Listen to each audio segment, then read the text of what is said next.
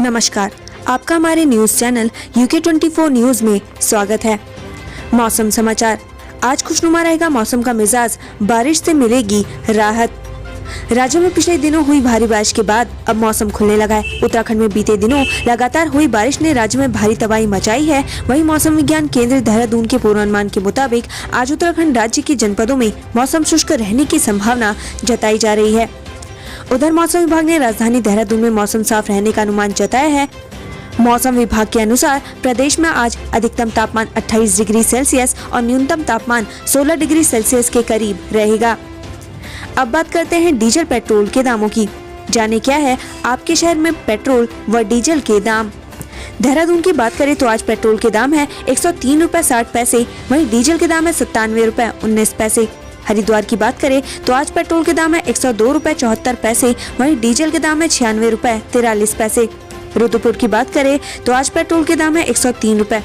Diesel की बात करें तो आज डीजल के दाम है 96 रुपए 69 पैसे। हल्द्वानी की बात करें तो आज पेट्रोल के दाम है 102 रुपए 84 पैसे, वहीं डीजल के दाम है 96 रुपए 55 पैसे। जानिए आज देश और प्रदेश में क्या कुछ रहेगा खास। वाराणसी की जनता को पीएम का संबोधन।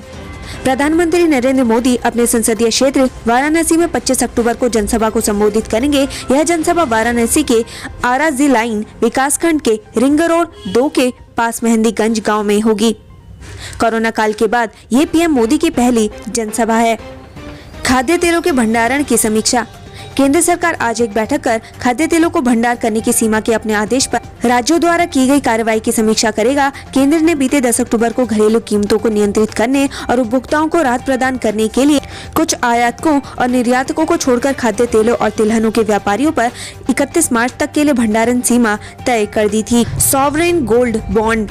केंद्र सरकार सॉवरेन गोल्ड बॉन्ड की अगली किस्त आज ओपन कर रही है। इसमें निवेश करके गोल्ड खरीद सकते हैं। सरकार की ओर से आम जनता के लिए सस्ता सोना ऑफर किया जा रहा है, यानी आप बाजार मूल्य से सस्ते में गोल्ड खरीद सकते हैं। यह सब्सक्रिप्शन के लिए 5 दिन ओपन रहेगा। सीएम पुष्कर सिंह धामी का कार्यक्रम। मुख्यमंत्री पुष्कर सिंह धामी सुबह 11:30 बजे से आपदा के संबंध में समीक्षा बैठक करेंगे।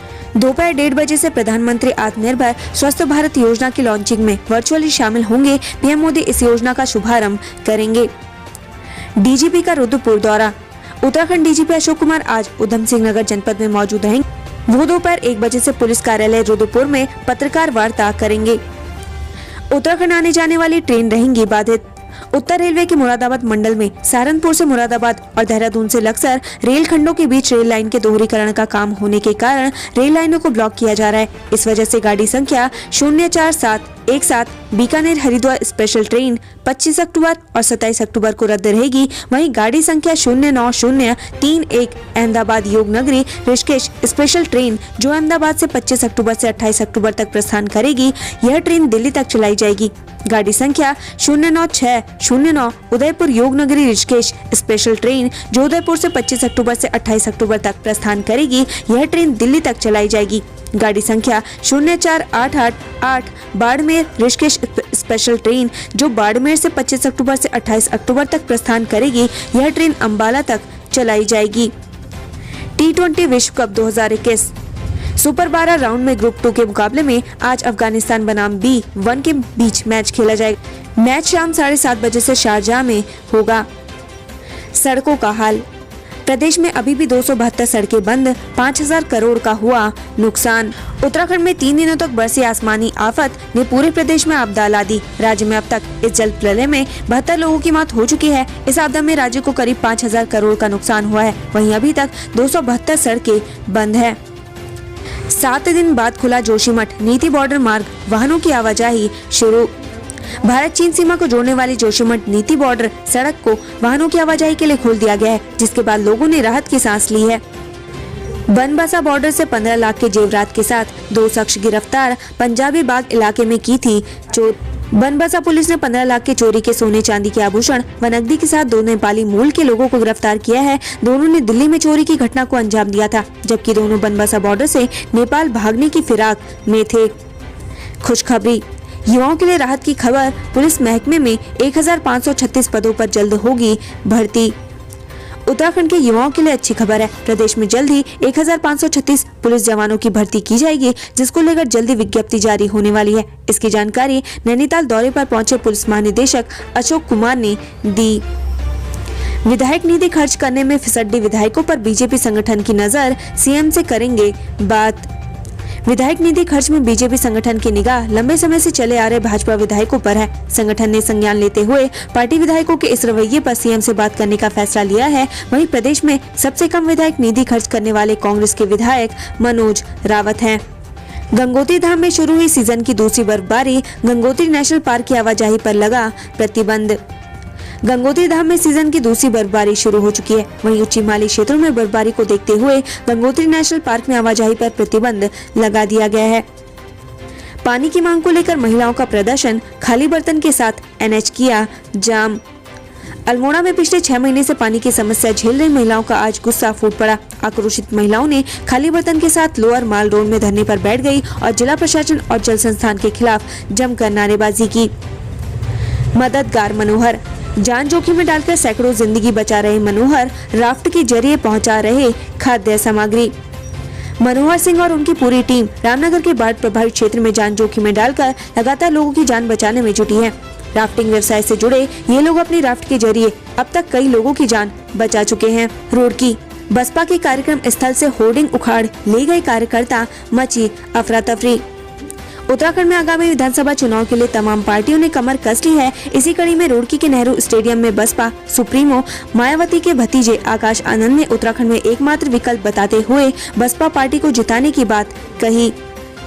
मसूरी में बारिश होने से खुशनुमा हुआ मौसम, सैलानी जमकर उठा रहे लुफ्त। मसूरी में बारिश की वजह से तापमान में गिरावट दर्ज की गई है। वहीं बारिश होने से मौसम खुशनुमा बना हुआ है, जिसका सैलानी जमकर लुफ्त उठा रहे हैं। हरदा हरक के बीच हुई बातचीत पर कांग्रेस ने बीजेपी पर कसा तंज, जाने क्या कहा। कैबिनेट मंत्री हरक सिंह रावत और पूर्व मुख्यमंत्री हरीश रावत के रिश्तों में बर्फ पिघलती नजर आ रही है। बीते रोज हरक सिंह रावत ने हरीश रावत से माफी मांगी, तो आज हरीश रावत ने भी अपने अंदाज में हरक सिंह रावत से फोन पर बात की।